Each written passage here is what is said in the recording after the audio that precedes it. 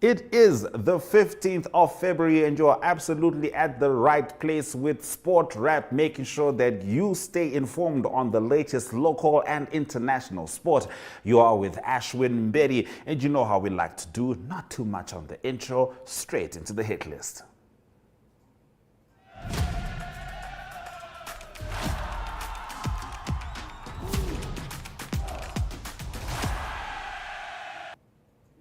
Now, the African Child Development Trust announced a change in the date for the annual Ace Golf Day following the passing of Namibia's founding president, Dr. Sam Nujoma. Out of respect for the leader of the Namibian Revolution, the father of the nation and the country's first president, the event has been scheduled to Friday, 27 June 2025 at the Windhoek Country Club. Dr. Nujoma's dedication to Namibia's independence and development will be remembered as the nation mourns this loss. The organizers also take this moment to honor and celebrate his legacy. The trust looks forward to welcoming all participants on the new date as they continue to uphold the spirit of unity, leadership, and excellence that Dr. Nujoma embodied. So, that is 27 June 2025. Make sure that date is etched in your brains because that is when the ACDT Ace Golf Day is going to be happening. Staying with golf, the WB Golf Club extends their deepest sympathies to the family of the founding father of the nation, former President Sam Nujoma, and this is on his passing. May his soul rest in peace. Rocco Mamas were the sponsors on the day last weekend, with 34 players turning out for some action at Walvish Bay Golf Club, with the format being net medal on the first 9 and straight Stableford on the back 9, with the Stableford being deducted from the medal score, with the lowest score winning. Piet van Niekerk played himself into a new with a final score of 9 points, into a new stratosphere rather. Now, the second spot and also a new handicap went to Charles Shaya Mano on 11 points. Tini de Vet finished in third position after winning a count out of 15 points from Pedro Fernandez. The fifth prize went to Givino Poster, who beat Father Mario on a count out. There were no two clubs registered. Danny Van Antwerpen and Chris Fourie won nearest to the pins on 211 and 18 respectively. Now, you just saw a bit of a hint of what we're about to talk about, but let's fully get into it. African Genesis Archery Namibia President Penny Weekly is calling on school-going archery enthusiasts and amateurs across the country to take up the sport competitively to join AGA Namibia. He made the remarks following AGA Namibia's first shoot of the year in Stampriet during January.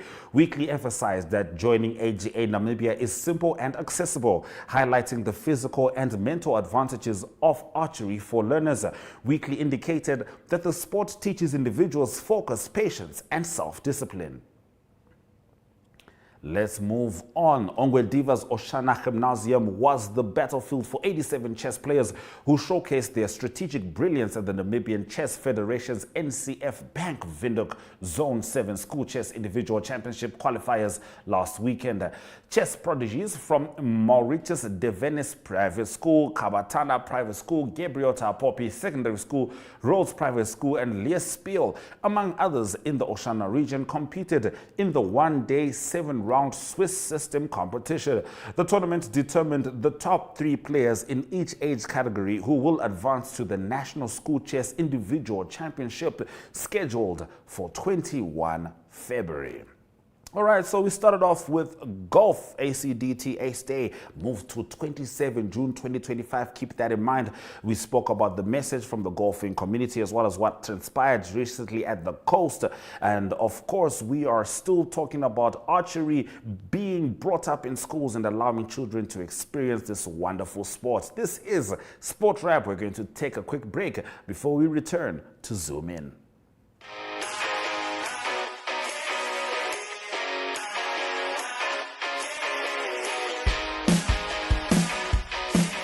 Your life could change at any second, but you'll never know until you take the chance. With sports betting, number games, and online casino gambling, JSB is your best bet. Will you be Namibia's next instant millionaire? Place your bets easily online at jsbsports.bet or at any JSB location nationwide. We'll take you to the action anywhere, anytime. JSB, where the next instant millionaires come to play. Strictly no under 18s. JSB supports responsible gambling. Winners know when to stop.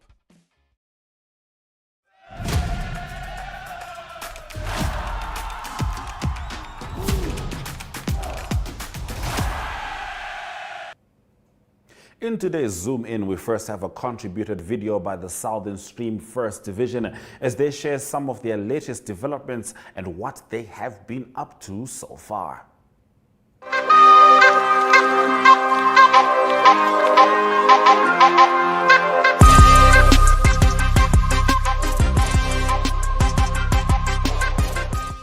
As per the resolution adopted at the recent annual general meeting held last Saturday, the Southern Stream First Division Executive Committee has been mandated to conduct inspections of stadiums that have not yet been assessed prior to the commencement of the Debmarine Namibia Premiership.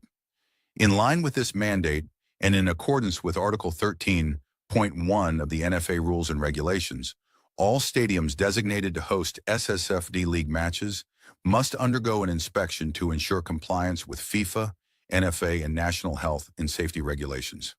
The inspection started on Wednesday at Rehoboth.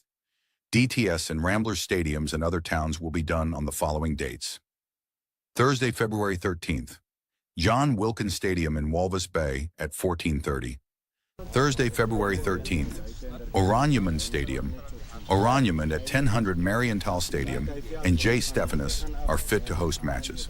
The chairperson of the SSFD, Jacobus Marcus, said all relevant stakeholders, including club representatives and stadium management, are requested to avail themselves to facilitate and assist in the smooth execution of these inspections. In an interview SSFD Media on Wednesday at Rehoboth Stadium, Vice Chairperson Christophine Numbo had this to say. I'm joined here by the Vice Chairperson of Southern Stream First Division, the league that's consisting of Hardap, Karas, Omaheke, Rongo, and Thomas regions. She's here on a mission to inspect the fields that will be used for the upcoming season. Ms. Christophine Nyombo, please take us away. Field inspections are a standard procedure that needs to be done before the kickoff of any league, and most especially the Southern Stream. It's our tradition, and it's by standards that are there that our fields need to be inspected. So we started today in Rehoboth, and the team will still continue to Oranjemund, Keetmans, Valvers, and Windhoek to do field inspections. Okay, tell us these field inspections. What are you looking at? We are looking at the quality and the standard of the pitch, most especially, and making sure that the goalposts are in the right measurements, making sure that the dressing rooms are ready, making sure that the access and the entrance of the field are there, making sure that the emergency services will be ready, making sure that the authority of the stadium will be giving permission to the teams to make it as their home grounds. So currently we are in Rehoboth, and according to the inspection that I've conducted today, I can see that Rehoboth Stadium is ready for Southern Stream to host our 3 teams that will be using it as their home team. You mentioned 3 teams. Which 3 teams are those? That will be Rehoboth-based Latinos, Friends, and Black Africa. So those 3 teams will use the field as their home base? Yes, sir. Okay. From here, where to are you proceeding? From here, I will be going back to Windhoek. I will be doing a stadium inspection again at Rambler Sports Grounds. It will be the home ground for Rambler Sports Club. Okay. Thank you, Ms. Christophine, and good luck with your mission. Thank you. In other news, due to the recent ministerial directive issued by the Ministry of Sport, Youth, and National Service on February 10, 2025, which temporarily suspends all sporting gatherings and events until further notice, due to the national mourning period following the passing of founding President His Excellency Dr. Sam Nujoma, the Southern Stream First Division acknowledges that the AGM resolution to commence the league on the weekend of 22 to 23 February 2025 must be placed on hold until further updates are provided by the authorities. League chairperson, Jacobus Marcus, said that despite this postponement, the league strongly encourage all clubs to finalize their player registration process, which remains due to end this coming Thursday. He said each club is required to submit the final player registration list on the prescribed form mailed on Tuesday, noting timely submission will enable the Secretariat to finalize the team return, which will be utilized throughout the upcoming season once the league starts. Matches will be played in Walvis Bay, Windhoek, Rehoboth, Keetmanshoop and Mariental. Newly promoted teams, Friends FC from Rehoboth and Bluebirds from Walvis Bay, are among the teams to play in the 12-team league.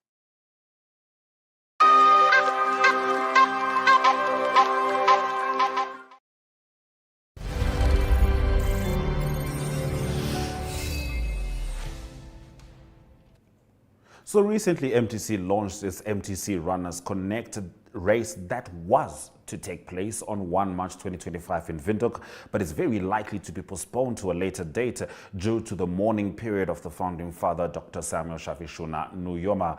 However, the race will accommodate 5 kilometers, 10 kilometers, and 21 kilometers.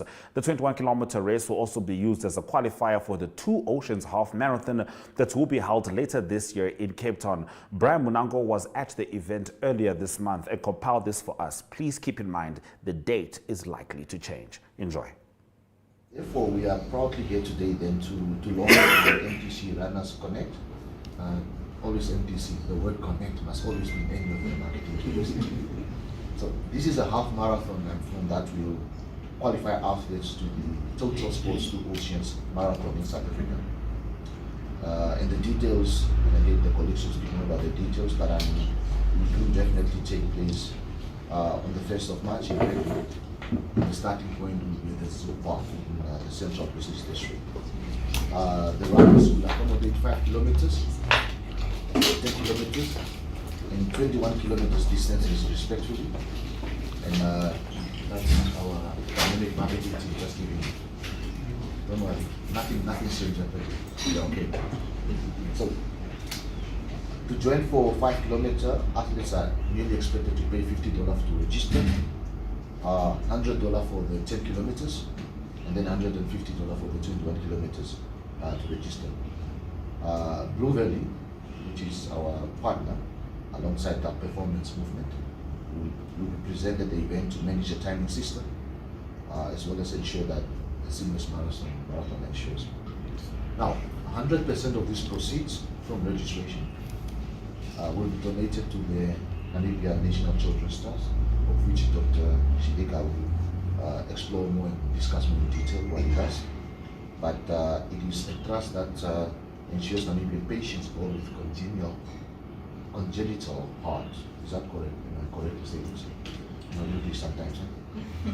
Congenital heart diseases are provided affordable, accessible, equitable, timely, safe, and sustainable care, irrespective of their socioeconomic statuses.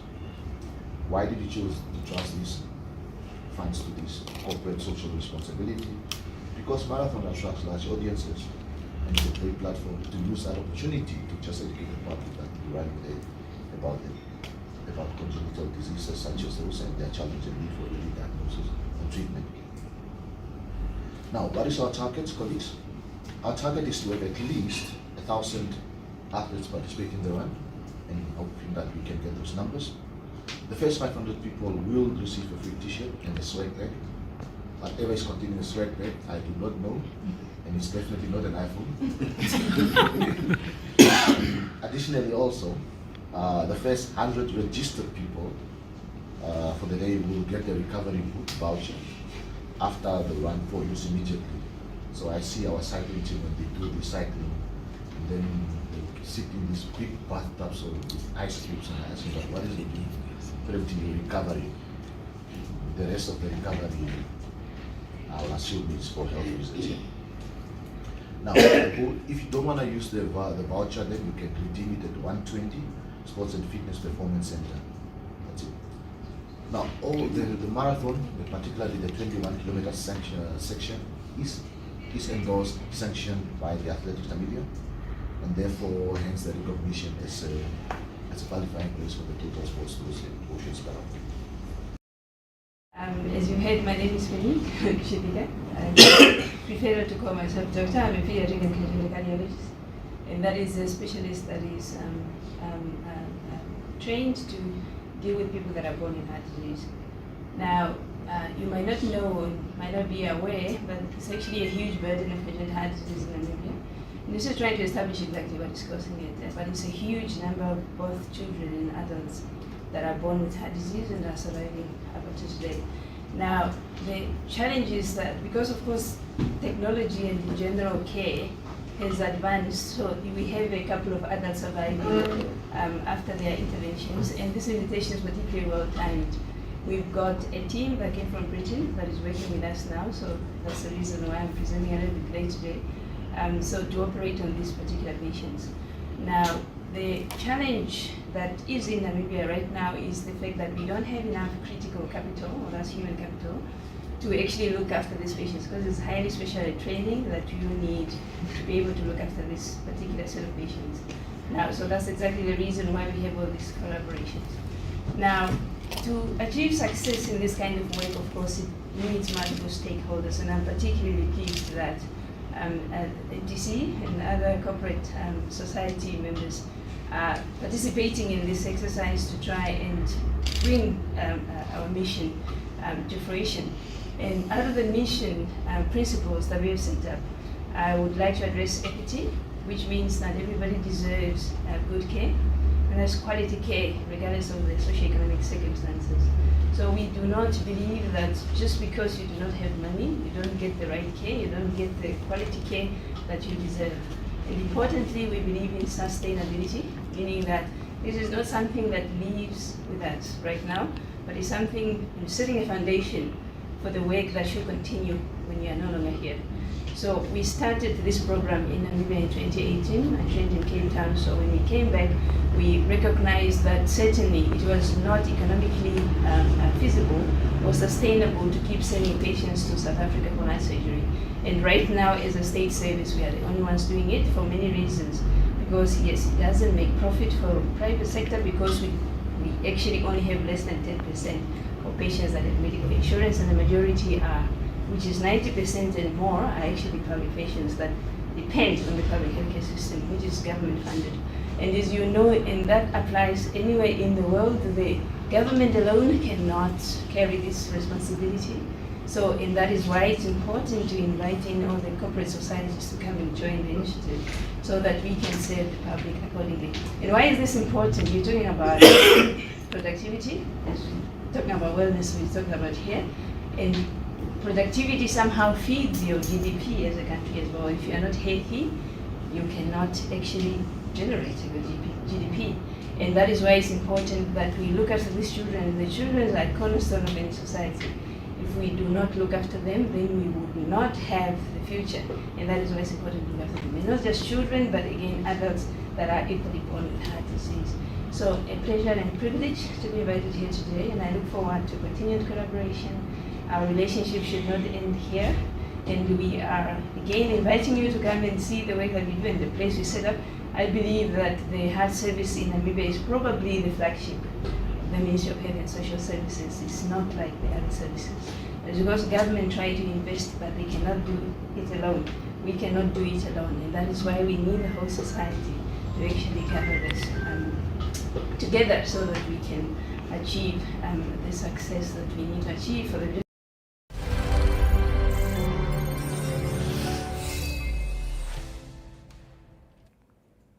All right, so we're going to swing into the boxing ring as Nesta Sunshine Boxing and Fitness Academy lets us know what they have for us. And then after that, Ari Hohad is going to close off as he takes us into the International Sporting Dome with Globetrotting. From me, Ashwin Berry, I'll definitely see you tomorrow. And what are you doing for Valentine's Day? Figure that out. Hello, everyone. So it's a new year.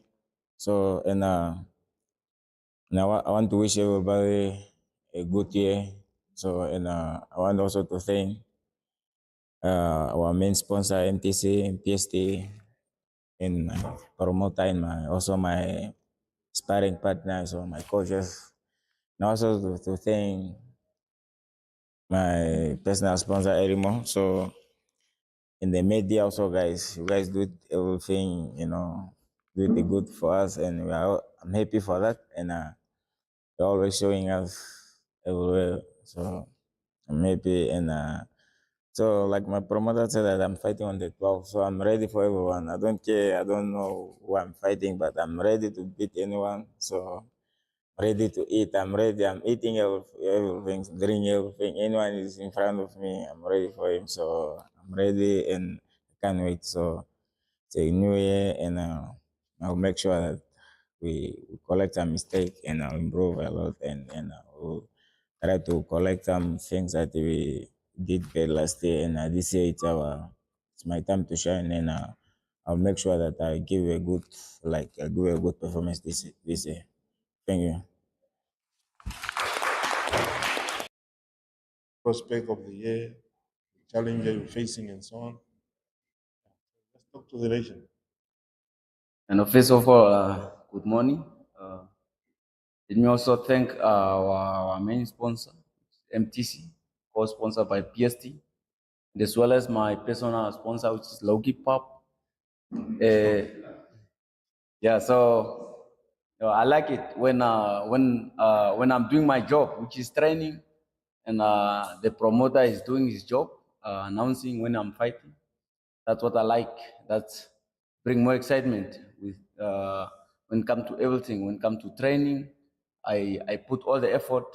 The moment I hear from my promoter when it's a fight or a negotiation, then it always encourages me to to train hard. So we are back. We are back in the gym. We are training hard. We are looking forward to a good year this year, and I hope to be a good year when it comes to boxing, Namibian boxing. We're gonna make some statement. Yeah, whenever the time is right. So with those few words, I'm happy, Sunshine, that you are announcing when we are fighting, and we are busy doing your job, making sure we get fights. And I miss Las Vegas. Can't wait to get back there also. So and do my thing. The last time there are moments I went there, and then we beat former world champions. Currently me and Energies like we are world champions here in Namibia because we beat former world champions. Yeah, so yeah, that's all I can say. Yeah.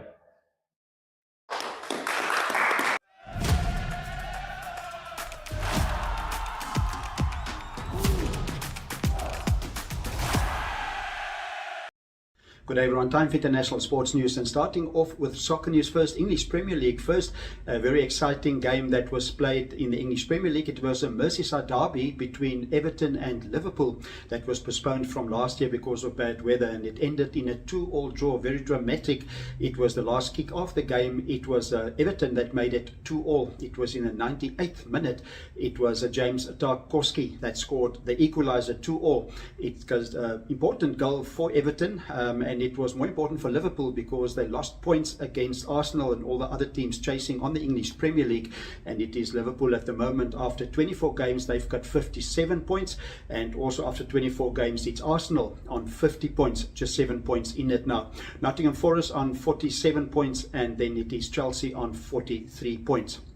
Also, it will be the next games. Arsenal that play at Leicester City. That's a away game for Arsenal. That's the next game. And Liverpool, they have a home game against Wolverhampton. And the coach of Liverpool, that is Arne Slot, will not be allowed to be on the sideline. He got a red card at the final whistle. The reason for that is the goal was scored in the 98th minute, and he was complaining with the referee because it was only meant to be 5 minutes extra time that was played. But in the end, it ended 2-2 draw, and it is all to play for still with 14 games to go in the English Premier League. Also soccer, it is the Champions League that continued first leg games that was played. It is Bayern Munich with a good away win at Celtic. That was 2-1 that Bayern Munich won that game. And then Benfica beat Monaco 1-0. That game was played at Monaco. Monaco getting a red card in that game. And Feyenoord, they beat AC Milan 1-0 at home. On to tennis news. It is the Qatar Open WTA women's tennis that continue, and it is Ons Jabeur that beat Sonia Kenin. That's a round of 16. She beat 6-3 and 6-4 to advance. And number 2 seed Iga Swiatek, a difficult game for her. She beat Linda Noskova. Tough game, 6-7, 6-4 and 6-4, but she's through to the last 8. And then Jessica Pegula of America also beating Daria Kazakhstana 6-3 and 7-5. And also is Emma Raducanu, that's also through to the last 8 of the tournament. To close off today's international sports news, it's cricket news. It is a Tri-Nations game played. It is the South African Protea men's team that played against Pakistan. Amazing game in terms of how many runs were scored. It is Pakistan that won the game by 6 wickets, and it is South Africa that had a big score, 352 for 5 in their allotted 50 overs, but Pakistan made the score with 6 balls to go in the innings, 355 for 4 in the 49th over, and it was Salman with 134 and Rizwan with 122 that achieved that amazing chase by Pakistan. That's international sports news for today. Hope you have a great sport day, and we talk international sport again tomorrow. Goodbye.